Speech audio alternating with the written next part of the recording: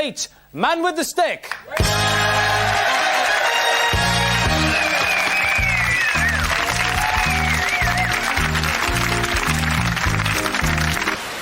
Hello to all you Doctor Who fans.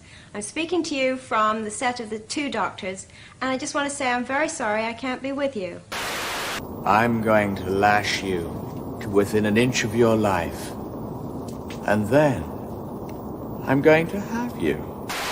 The nature of monkey was irrepressible.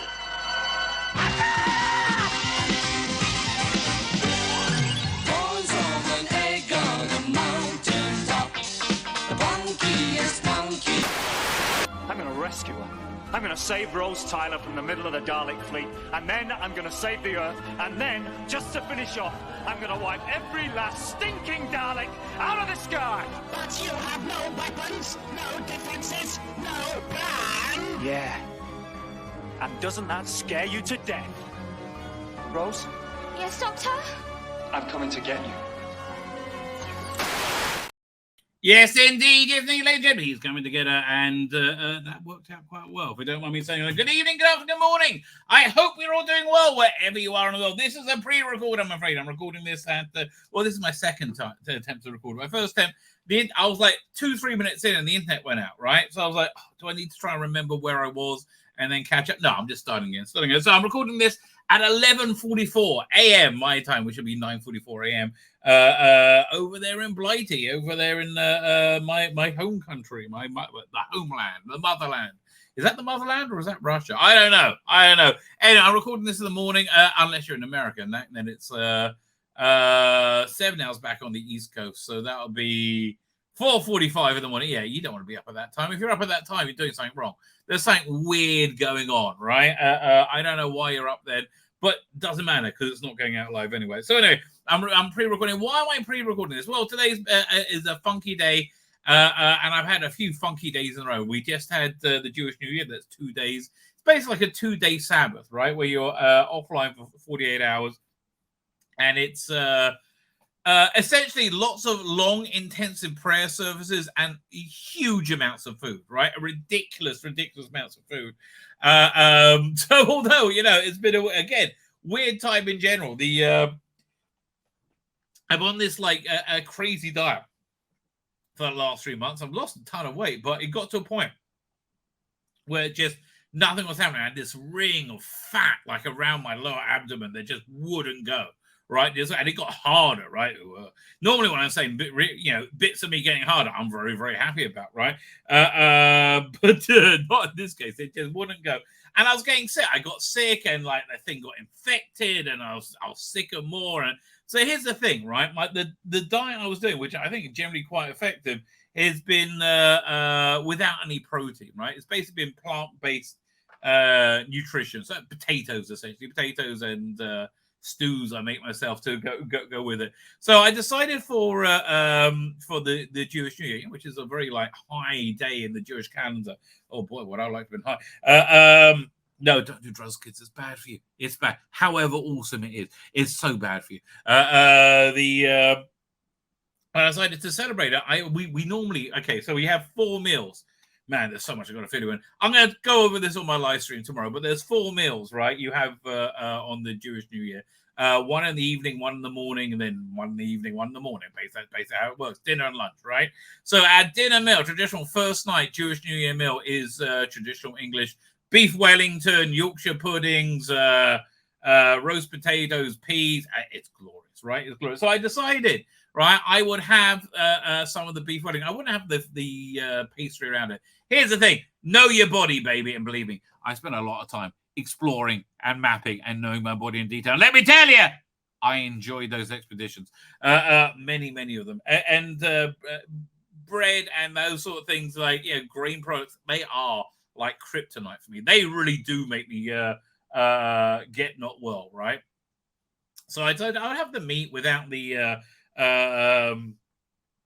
pastry, in honor of the Jewish New Year that it is. I will take back 1 kadam to honor the Hebrew God whose ark this is. Bonus points if you get the reference. And if you don't get the reference, honestly, you need to go and just beat yourself with birch twigs.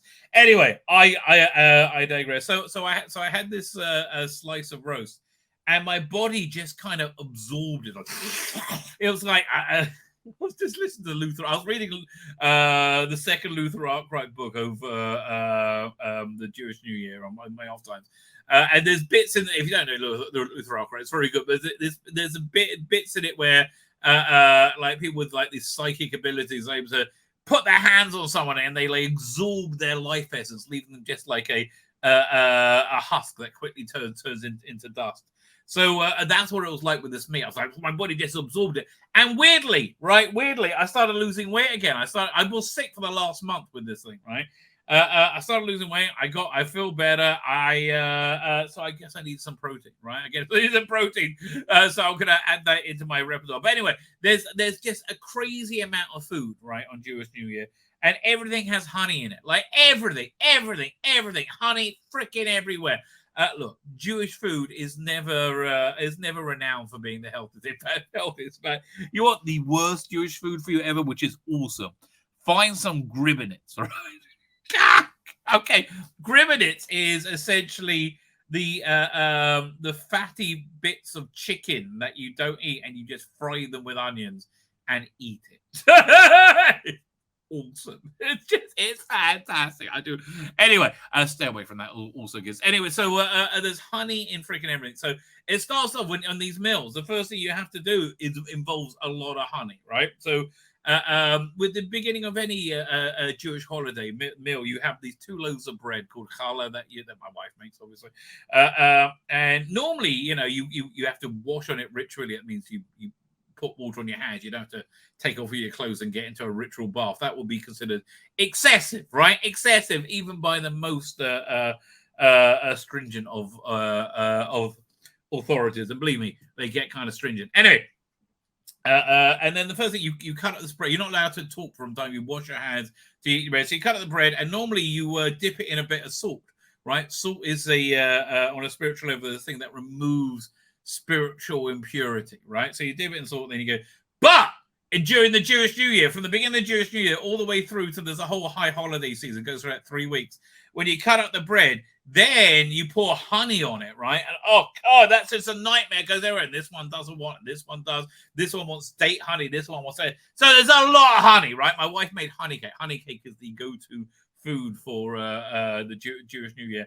And this honey cake, I'm telling you, you could beat Wills to death with it. It was so freaking thick. So yeah, there's tons and tons and tons of food. But I lost weight, right? Quite weirdly, I lost weight. I was praying reasonably intently, as I said. So, but then today, right now, we're getting to the point. Finally, today is the day after the Jewish New Year. It's the fast of Gedalia, right? So fast day started at 4:52 in the morning, goes to 7:02, and you don't eat or drink, unless you're sick. Like my wife and my daughters do. I don't know. My sons maybe. I don't know. I may be the only stickler who doesn't. During the time, I also find it an easy fast because I'm always like full from the excessives of the Jewish New Year. So anyway, my point is this: it's a pre-record because today is a fast day. And I'm still lucid enough that I can make a video. But by the time I get to 7, which is when I normally stream, that's 5 o'clock UK time, I'm going to be like, I'm not going to be able to put it together, right? I'm like a little bit dodgy right now. Right? Oh, man, I could go for a coffee. Oh, yeah, that'd be good. Or a nice glass of water. Anyway. That's why it's a pre-record. I am back live tomorrow.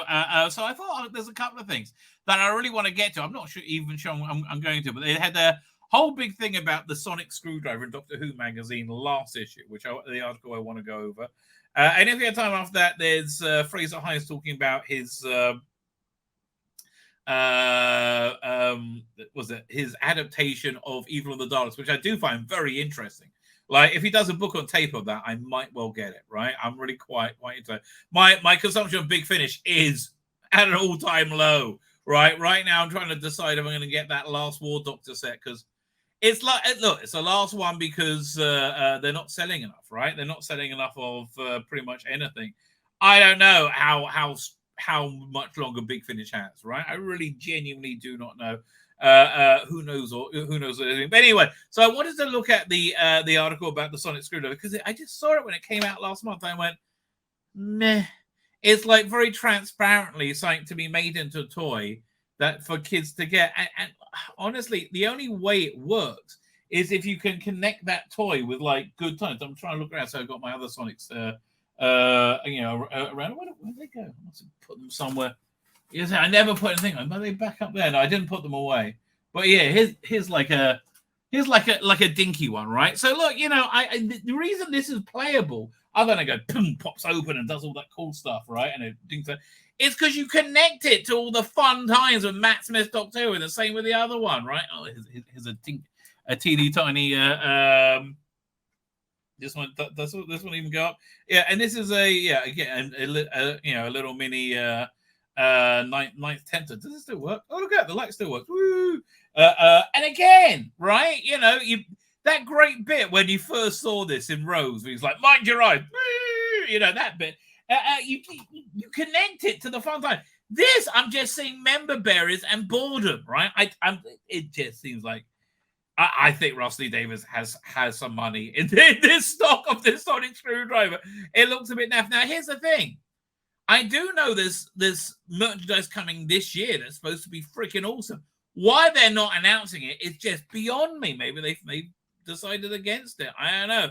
But I know people working on stuff that sounds absolutely freaking awesome, which I would really, really, really be very, very, very interested in getting. Or maybe it's going to be free on Disney Plus. I don't know, right? I don't bloody know. But like the Sonic Screwdriver is basically the biggest bit of merch we've seen for a while, and I'm just turned off by it. I'm cold beyond cold, right? Maybe this article will warm me up, or maybe it'll make me rigid with excitement. Who knows or dares to dream? And let me tell you, if I do become rigid with excitement, I'm not going to show it off, right? I'm not going to show it off. Who we got? So prop stars Michael Van Kesten and Barry Jones give Paul Kirkley, I like Paul Kirkley, the lowdown, the 14th Doctor, brand new Sonic. And now, word on the street is that Shooty's also going to have his own Sonic screwdriver. So again, this just seems like a cash grab to me. A member berry driven cash grab. And it's so sad. I want to be excited for this here at Doctor Who. We're supposed to get a trailer, I think, this week, maybe? I don't know, but God. Just like you've teased it too much. I'm really bored now. This is what happens when the only thing you talk about is sexual identity, which is pretty much the only thing I've heard Shooty or Russell D. David talk about. Oh, I've seen those scenes, says Shooty. How can any human being be more fucking seen than Shooty Gutway? Everywhere. Arrest me. Oh, I mean, I hope he's a great Doctor Who. Like, when I first saw him, I'm like, yeah, this guy has the building blocks of a great Doctor Who. And like the set reports I heard were very positive, right? They said he's completely different and yet completely iconically Doctor Who. Now, you can say that of all the best Doctors. Tom Baker, completely different, completely Doctor Who. John Pertwee, Patrick Troughton, William Hartnell, Peter Davison. I think by the time he got to... I mean, I like Sylvester McCoy when they reinvented him for season 25. Listen, the writing team behind the 660, it was Eric Seawood when he was kind of pissed off and not as best. So I don't think it was archetype of Doctor Who, but he did redeem himself a lot on audio. I think by the time you got to Paul McGann, you're getting into a pastiche of Doctor Who, but still that worked, right? Still that worked. And then you had the modern era. Christopher Eccleston was shameless Doctor Who, right? Shameless does Doctor Who. And I didn't really warm up to him at first. It took me a while. And by the time he left, I was like gutted, right? But I would have liked to see more. But again, I don't think it was very good. So then with David Tennant, it snapped back to, somewhat posh, long coat Doctor Who. But again, David Tennant, very original, very different, very traditional Doctor Who, right? Matt Smith, even more traditional. Peter Capaldi, a celebration of everything it was Doctor Who. And then, Jodie Whittaker. That's, man, I had a really uncomfortable moment with my rabbi. Oh, not my rabbi, the rabbi of the synagogue. I actively didn't vote for a rabbi, which meant because I was hoping they wouldn't get a quorum to hire a new rabbi because the last one was atrocious and everybody pretended nothing happened.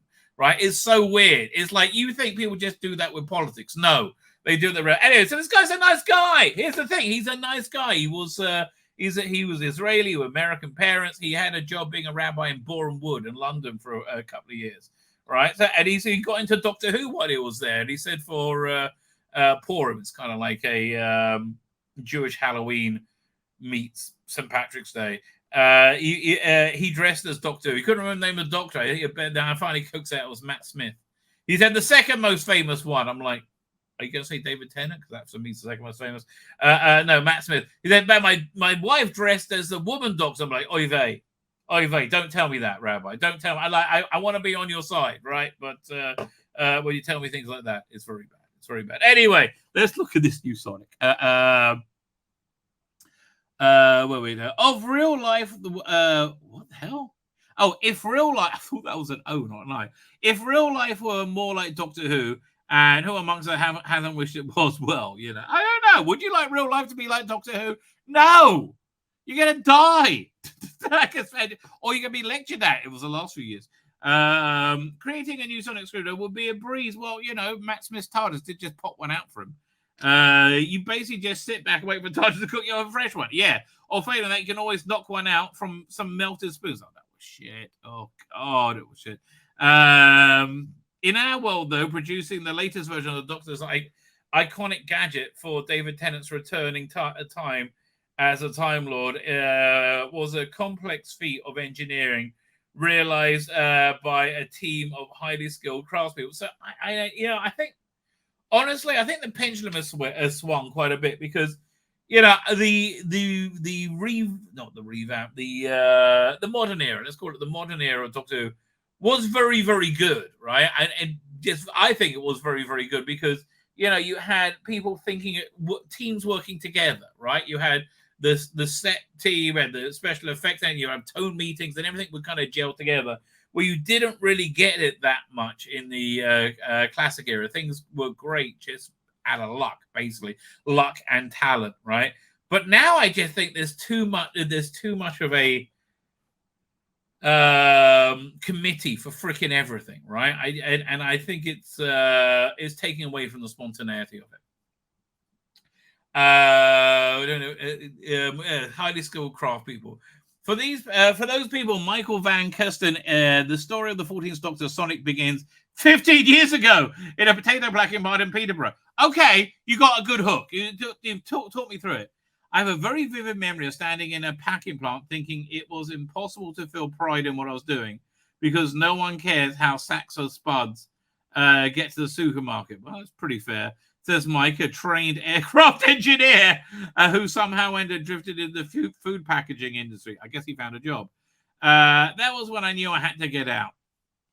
Fast forward a decade and a half later, and the only spuds in Mike's radar, save for potential Sontaran invasion, are the ones from the canteen in Wolf Studios. I wonder what food they serve there. Right? In Cardiff. Where I'm missing a bit. Wolf Studios in Cardiff, where he's currently employed as Doctor Who's art director for props.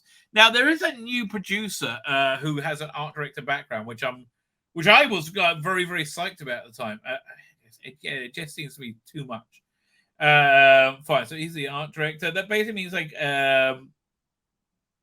where he's currently employed as art director for props. Yeah, there's an art director for props. There should be one in art director. It's too much, right? That basically means I get to do all the key cool prop items, he grins. Be it a weapon or a gadget, I design and oversee anything that's bespoke to a character or a story beat, or can be bought or rented, or you know, licensed out to toy companies, which are apparently most things. And the props don't come cooler or more key to than the Doctor's trusty Sonic Screwdriver. Like, as I'm reading this, I think I just wanted to have the old one, right? This just seems like cash grab to me. That might be in the title of this video. I don't know. Yeah, it's not every day you get to ask to design a new Sonic. I hate they call him Sonic. Why can't they call him Sonic Screwdriver? Says Mike, who jumped at the chance to create an updated version of David Tennant's 14th Doctor. It's like Luke Skywalker's lightsaber or Harry Potter's wand. It's part of the character. It's a great privilege, but you also feel a responsibility to get it right. And again, why didn't you just go with the old one? You know, I don't know. I mean, look, his clothes bloody changed. Why couldn't his sonic screwdriver change? And he, as tantalizingly, so I've got the privilege of designing two, of doing it. I must guess he's doing shooters as well then. As Mike began to work on the Sonic in consultation with the production designer Phil Sims and his team, he was immediately conscious of the role the landmark era in series, because it was the 60th anniversary of Doctor Who. It demanded a certain level of history for the item itself. Well, it's just about the modern era. Has nothing to do with the classic era Sonic, does it? Now I'm good. Now I'm doing Sonic Screwdriver. So I went out and bought as many Sonic Screwdriver toys as I could and laid them out in front of me and tried to come up with something that I could that would reference each era to a degree. So next page. Let's see. Yeah, we got them all here. Okay, so there's no reference whatsoever in this new Sonic of anything classic, right? Yes, you got the 9th, 10th Doctor choral bit. You got the 11th Doctor springy, openy bit.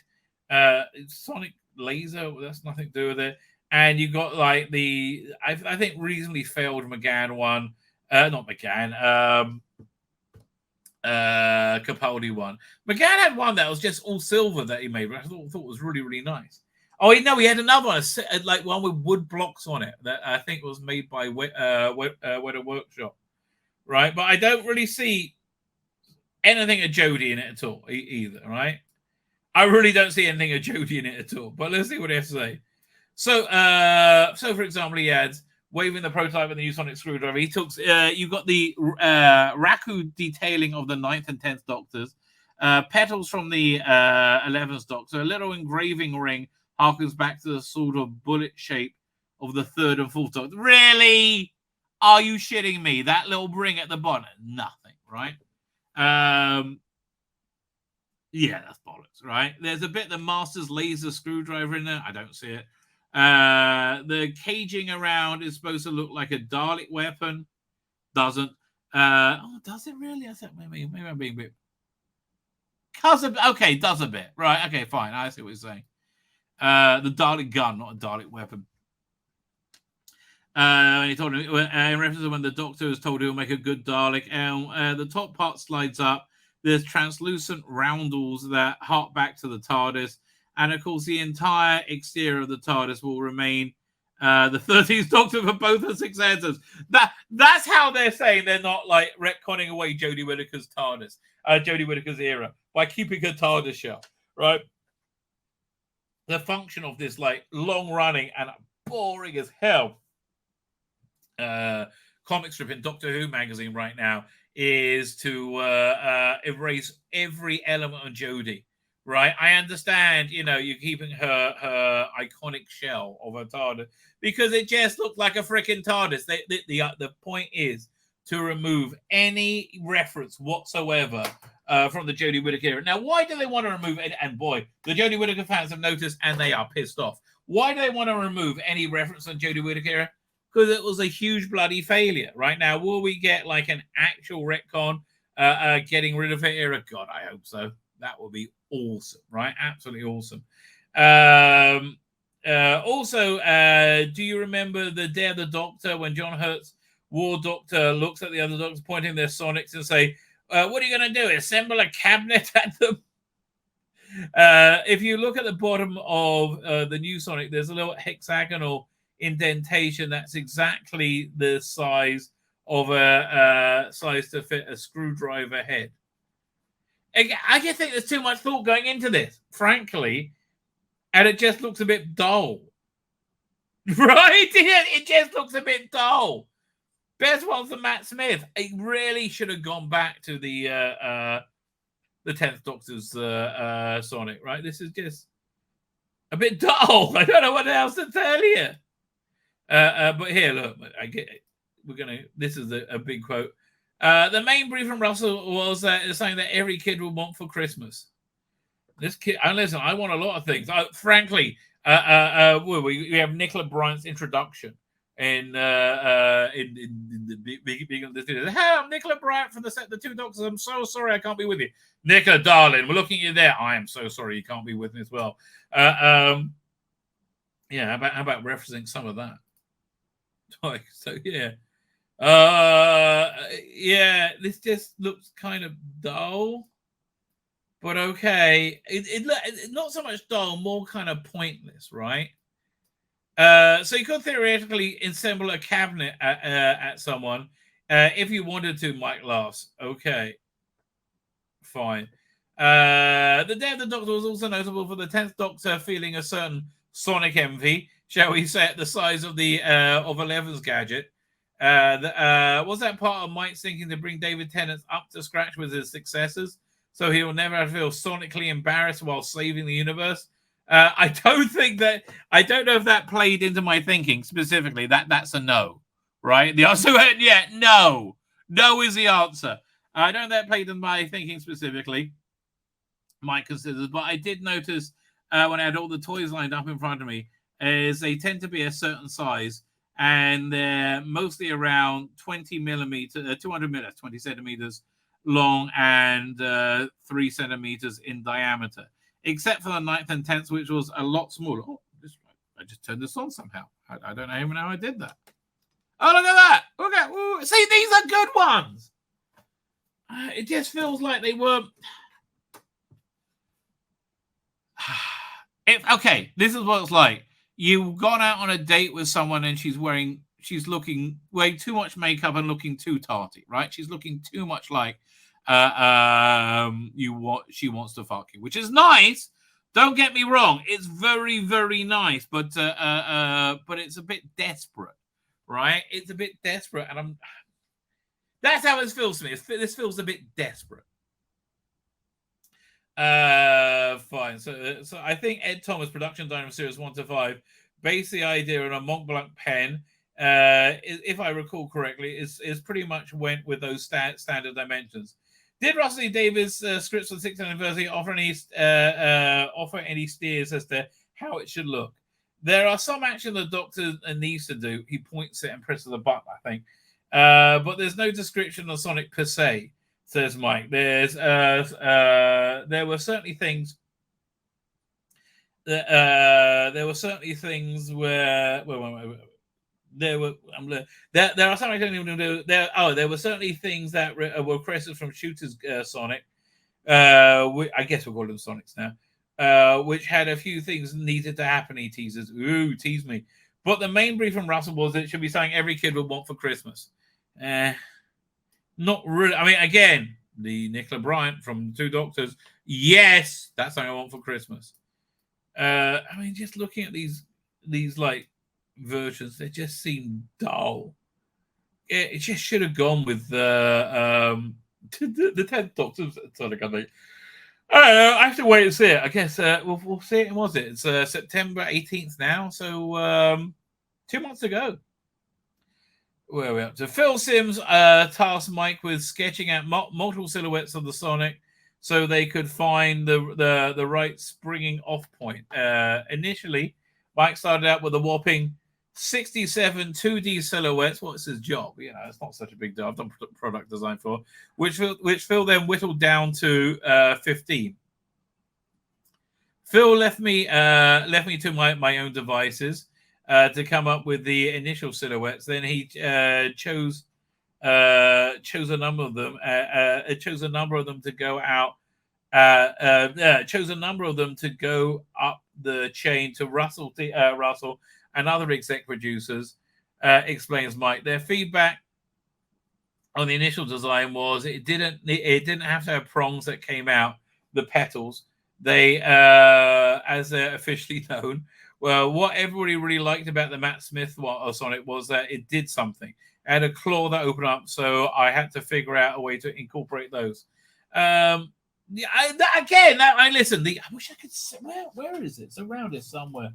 Oh, here it is. There we go.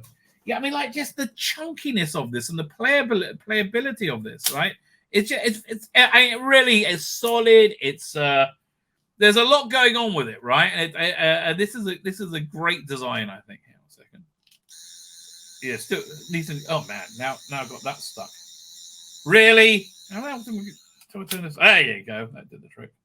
Fine. It's been a long time since I played with this, and yes, I did play with this. Okay, and now it won't close, of course. Never ever. I guess we'll work this out later. Anyway, but yeah, look, this is a great chunky piece of bit of toy action, right? It's very, very good. Now it's up to it. Okay, now I've got it closed. Very good. And I understand you want to emulate that, but I don't know. Here, can I? What's the name of the production designer? Because they just mentioned his name. Hang on. And what's he doing now? Why didn't they get him back? What's his name? Pickwood. Didn't he die? What is making the Capaldi is? I don't know. Maybe when he saw the TARDIS. Hang on. Let's see if we can find the Paul McGann. Paul McGann sonic screwdriver. Boink. Here we go. Hang on. Let's now again, this feels a bit more interesting to me because it feels like it's got more of an identity of its own, which this new one just really doesn't, right? It really doesn't. It's got identity of everything, and yet it still feels organic to it. Doctor Who production designer 2005. What's his name again? Ed Thomas. What's he doing now? Why don't I get him back? Ed Thomas. Because he was great. Who's Aaron Carter? I don't know. Last Voyage of Demeter. Escape Room Thomas. Okay. Looks like he's not got anything, very pressing going on. Frankly, he's doing Line of Duty. Blimey. That's got to be, not that impressive. Oh, my dog's doing it. Hello, Daisy. How you doing, darling? Can you come say hello? Hello. Hello, my honey. Da Vinci's Demon. Yeah, man. I bring him back. That's what I would say. Bring him back. You okay there, darling? What do you want? You just want to come and say hello? You can come and hang out on the couch downstairs. Yeah, why not? Anyway. Oh, this dog's so gorgeous. Fine, let's get back to this. So, yeah, again, this just looks like... It doesn't look like it has its own identity. This one, I just realized, if they had more silver on it, more like brass or silver or something, rather than this blue here, and I think on this would have been better, right? Okay, doink, doink. Did finish this bit, didn't I? Yeah. So I figure, yeah, fine. So we need the proppy out bits. We'll see. Let's see this Dread Demons and Dark Materials. Okay. How did Mike get from the Peter Rabbit hacking plant to Doctor Who? I'd always enjoyed making movies and models and stuff, so I thought I'll see if there were opportunities in that area, explains. I was living in the Netherlands at the time, but my girlfriend was from South African au pair who wanted to go back home. So I ended up moving to Cape Town and just started knocking on doors. I started work at a company called CFX Productions. My first job was making the animatronic octopus for a Sherry commercial. I did a lot of commercials and straight to DVD stuff, including Starship Troopers 3. Yeah, I wouldn't brag about that too much. Then I got to do the famous lawgiver for Cole Urban's Judge Dredd. I thought that was a bit disappointing, frankly. I hate to be such a naysayer about everything. I don't know. I kind of like... listen, I grew up with like the Brian Boland, Carlos Esquiza, lawgiver. But when I saw the model of it, after that, the more modern one looked just so much better, right? Can I find that picture? Lawgiver replica. Yeah, so we get some images. Right, yeah. So this is like the one I grew up with. Open a new window. It's a bit low this one, but that's one I grew up with. But this one is, here's the other side. There you go. You can see it a bit better. And it's not that cool, right? It's not that cool. But this new design one, I wish I could remember the person who did the design. I think genuinely far strong. It's too little. Let's see if I can find a big one. Yeah, 1 second. Tools, size. Size doesn't matter. Yeah, it does, baby.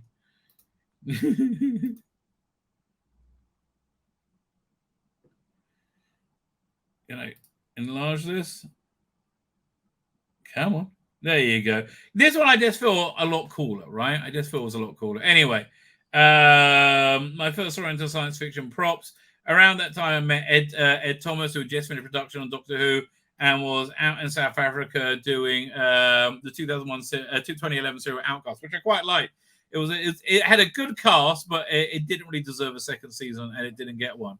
But it looked good, and a great cast. He said he might have a job for me back in the UK, which is how you get every job. It's not what you know, it's who you know, and it's networking. That's every freaking job, baby. He said he might have a job for me back in the UK. The BBC Historical Fantasy, Da Vinci's Demons, that was in 2012. And I've been here ever since, eventually ending up at Bad Wolf on his Dark Materials. And again, I thought the production design on that was pretty good, but again, still, I found that whole series just unengaging. I never finished the first season. Fun fact, thanks to his degree, Mike is also a qualified airframe technician. So if he ever moves into building spaceships for Doctor Who, don't be surprised if they actually fly. Okay, fine. What did the Doctor himself make of the new toy? Mike was about to find out. They let me hand David the Sonic on his camera test, and he beams. It was meant to be it meant a huge amount to me. I'm sure it did, right? I'm really sure it did, to be able to do that, because it was such a privilege and such a personal thing to be asked to design this Sonic. I remember standing there with Kitty, David's wardrobe assistant. She said, "It's quite an upgrade." I don't think it is. I wish I did. I wish I was excited by it, right? This has made me less excited by it. And David, who was holding up over his head, agreed. It was fantastic to see how pleased he was with it. He's not the only one. When a limited edition of the toy of the Sonic made its way to San Diego Comic-Con last month, it sold out within hours. Yeah, people were very excited by it. I just looked at it. It was like £30 as well. It was just here. How much is it? Let's look it up. It's not Product Enterprises. It's Character Options. Do Character Options. Sonic Screwdriver 14. All right, how much is it? The first one was like 30. Okay, fine, we'll take your cookies, darling. Yeah, I think £30 is too much for this, right? Although everything's more expensive, right? My head's still stuck in the 90s, right? In the 90s, I used to go out for a shawarma, right, for like $5, like 20 shekels, right? Now they're like 50 shekels, and they've gone up from like 20 to like 30 to 50 over the last year or so, right? Because inflation's out of control. But yeah, this like £30 of this just looks too much, right? And again, I'm like, I complained a lot about the Jodie Whittaker years and the current era. I like pushing forward into into new territory, which I really feel this doesn't. I feel it's a massive retrograde step. This is the first time the official toy has been made of one of my designs. It's really exciting. You didn't get a law giver made for it.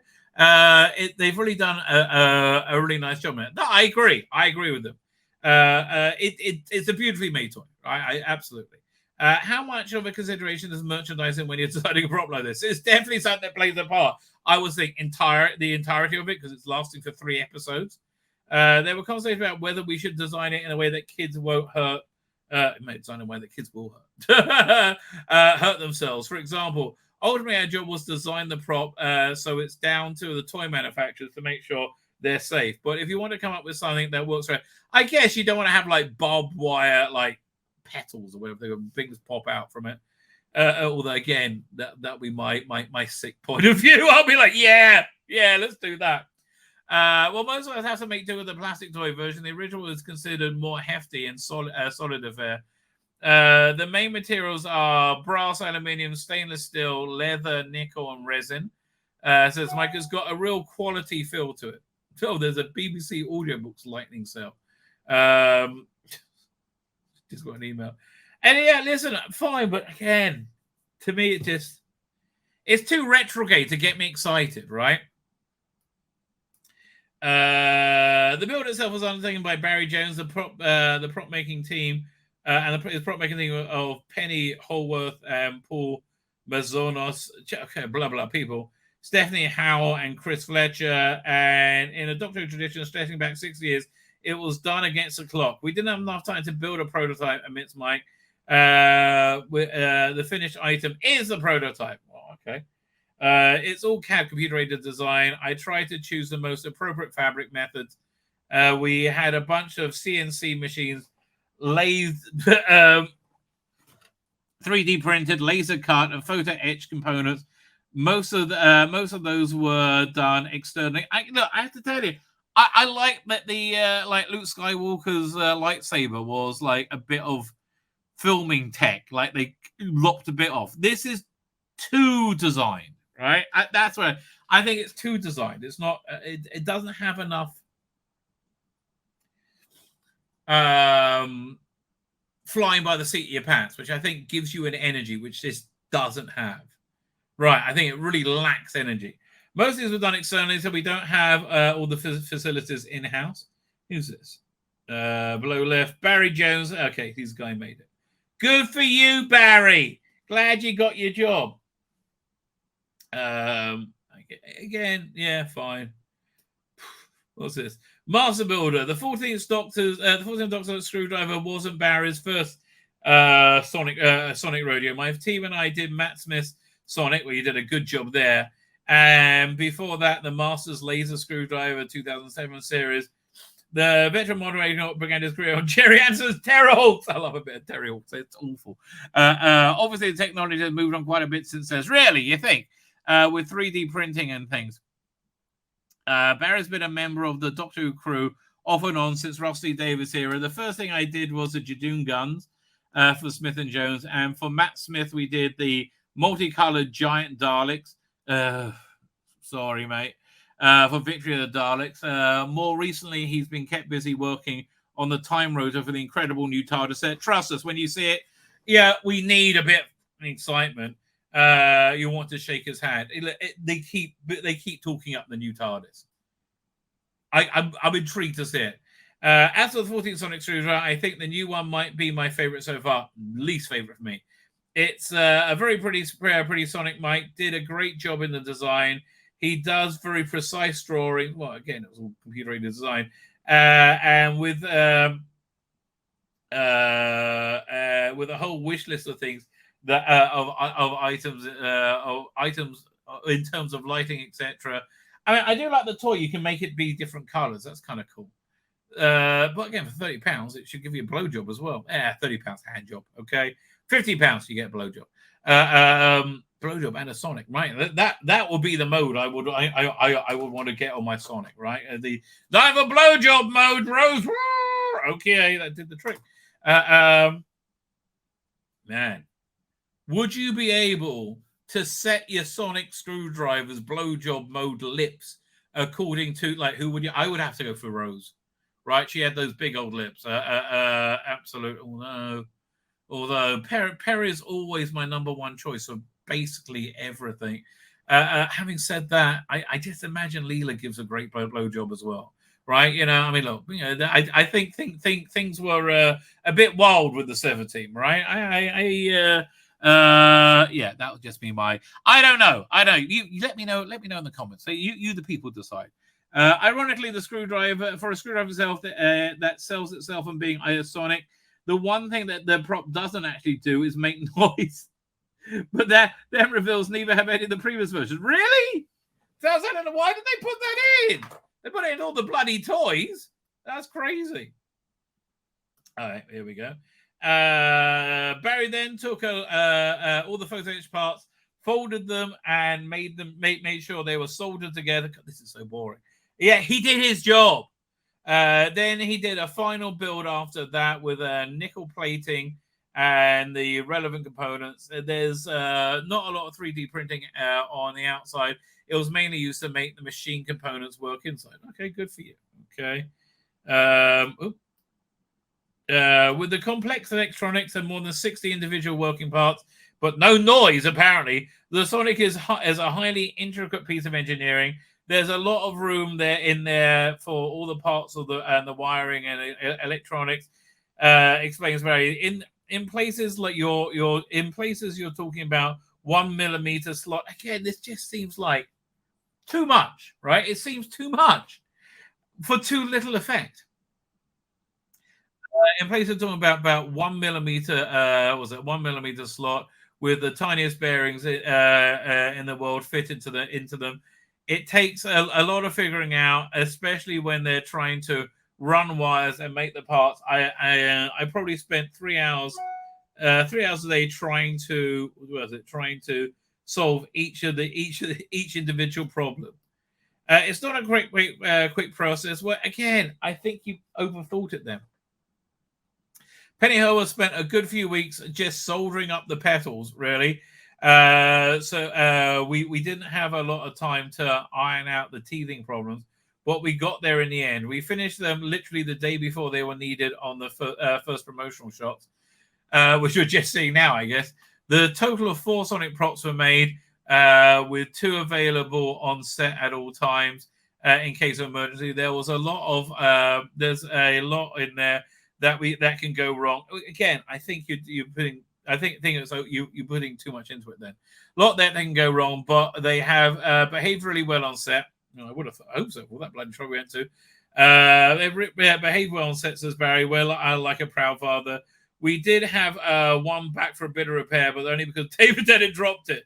Unlike the lightsaber, the sonic screwdriver is not a weapon. It's the Doctor. Well, is basically now. The Doctor doesn't carry weapons, but he still has a device which he could do some serious damage in the wrong hands or claws.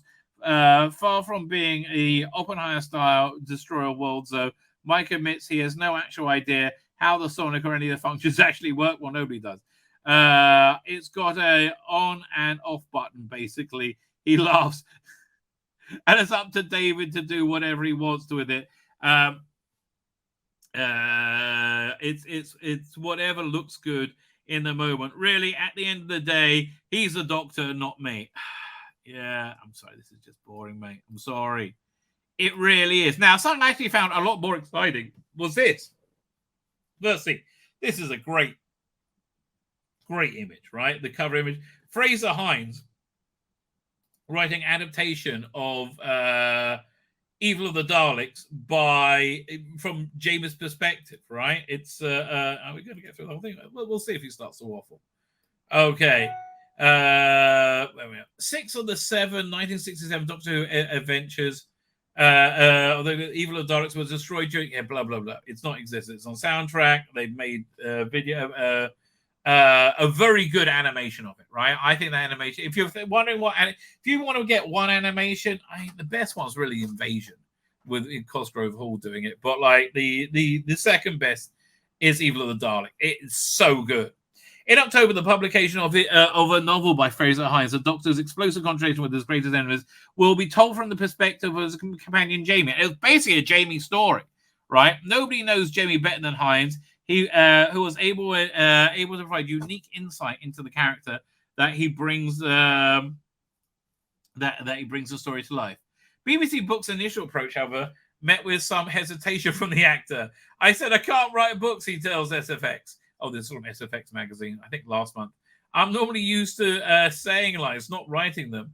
But the offer of a hands-on editor, does that mean a ghostwriter, was all the encouragement he needed.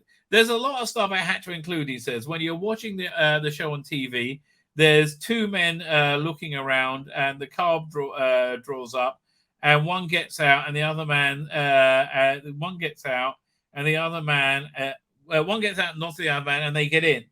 Then Jamie and the Doctor run after them, and I had to write all that. So so-and-so looked awkwardly. He jumped out, knocks his head. Hines' novel is a faithful adaptation of the story. I had somebody not exactly looking over my shoulder, but making sure I stayed on track. The script wasn't considered to be written in stone, but so I had some flexibility. I couldn't add a monster or another character, but I guess you could say Jamie remembered it differently, which again I find that very interesting. See, this is exciting. Fans may spot a number of in-jokes over. Some of Hines' more outlandish input is missing. Believe White. It was like that. I wrote my It was like when I wrote my autobiography, Hindsight. He said there was an editor who cut stuff out. I said, but it's my book, and he said, yes, but you can't say this. You can't put that in. You'll be so. I was under jurisdiction, so to speak. Somebody keeping an eye on me. 4 months of writing was fun, albeit a lonely experience for the gregarious Hines. I used a couple of thousand words a day. That's all you need. I mean, 4 months should have been enough for that. I'm used to making people laugh, bouncing off them, and joking. Being very much came across as Jamie. I mean, like, I think there's a lot of Fraser Hines in this performance of Jamie. Being on your own is very disciplined. So I'm quite a lazy person. Well, you're an actor. You didn't need to tell us. You can't just think, oh, we'll go and do the book next week. Well, most writers do that. Read Rusty Davis' writer's tale. You do get sort of spaced out, banging your head against a brick wall. The Evil Daleks follows directly on from the Faceless Ones, an adventure at Gatwick Airport, in that Jamie is startled by a flying beastie. I think more taken aback by Pauline Collins not becoming the companion. He was very good in that episode. Very good in the Faceless Ones. Another good animation. The Highlanders' endless confusion and wonderment of the over the innovation of the 1960s and Victorian England could easily have impeded the novel's flow. So Hines came up with a very crafty workaround. Someone once said, I noticed Jamie had a watch on. Surely in 1745 he didn't have a watch. And I said, do you know how this show goes out on Saturday night? Well, on Sunday, what do you think happens in the TARDIS? That's when the Doctor teaches Jamie how to tell the time. Okay, fine, he's in the TARDIS.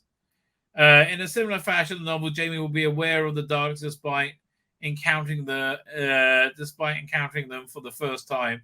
Yeah, I guess so. I couldn't wait to meet the Daleks, Hines said about the popular said about television production. Indeed, he was unable to resist the close-up examination of his co-stars during the break in rehearsal.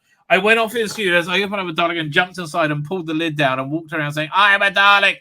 Well, who wouldn't, Matt Darling? Who wouldn't? I thought it could be the prop man. I thought it could be the prop man, so I stayed put. Then somebody came in. I thought it was prop man, so I stayed put. There's an unwritten rule: you mustn't touch the props. Well, I guess that's the rule. But it was two of the actors. They actually leant on me because they couldn't see me, and you could see out of the Dalek, and nobody can see in. They started slacking the show. This is script's crap. This was a great episode. After 2 minutes, I said, I heard that. And they fell over because they were leaning on me. I got a free beer for a week. That's how he sprays them, keep their mouth shut. So the Evil of Daleks is a widely regarded, okay, fine, classic. Artist bloomers. Bridget Forsyth. Okay, respected actor Mark Grimes, who played scientist. What the hell? How did that happen? How do I close? I'll go back to page view. Really, the last thing I want to see is this woman from Star Trek. Doink. On the trail of the stolen TARDIS, they're in the first 5 minutes still. The Doctor and Jamie find themselves at the trendy Tricolor Cafe. It's a very contemporary story, right? It's like a modern-day crime thriller. Then it goes into a weird historical with Daleks, and you have a big season finale at the end. Was Hines part of the swinging 60s scene? Oh, definitely. Yeah, he was shacking everything he could on set. Yeah, absolutely. Right, absolutely. A power might... Fine, this sounds like a bit of a boring article. I hate to tell you this. Victoria ordered Doctor's soon-to-be traveling companion. I fancied her like mad. Well, so did I, darling, because she was beautiful. Yes, she was. He's talking about the late Deborah one. He totally stooped her. And I get the feeling he stooped Nicola Bryant in the two Doctors as well. Again, the introduction, she was very jiggly and very wonderful. When she played somebody very similar to her, funnily enough, she was just lovely. She was lovely. This is you wanted to sort of look after her. My first line to Debbie was, "Quick, Miss Watling, up your passageway." Well, I think it's carried on from there. Right, history beginning up with the Dalek destroying in explosive battle. The final end, the deadliest foe. Spoilers, it wasn't. Well, it was for a few years. It was because not Terror Sticks. What's the guy's name? Terry Nathan wanted to make a Dalek series in America and failed horribly, right? So this is told from the standpoint of the rerun, right, where he puts on the headpiece to show Zoe what life with the Daleks like, right? So yeah, he enjoyed being away for those weeks. Fine, there's really not much to say about this, right? I've learned that 70,000 words is difficult. Again, 70,000 words. If you do 2,000 words a day, that's 35 days, right? 2,000 words a day is pretty easy. With a little twisting his arm, Hines may be convinced to write another book, and his first of the Highlanders, which holds the place to him. Listen, I want to see how this comes out, right? This is a real curio for me. If it comes out as a book on tape, I would certainly be interested in listening, especially with Fraser Hines reading it. If it doesn't come out on book on tape, that's just stupid, right? It is just intently stupid. Who knows or dares to do? But anyway, 2 bits of merchandise we looked at today, and we talked about honey cake. I am back tomorrow live. Join me live at 5 o'clock UK time. That is noon on the East Coast or 9 a.m. on the West Coast. See you there, baby. See you there or be square is what I say. Thank you so much for joining me, and have yourself a freaking awesome day.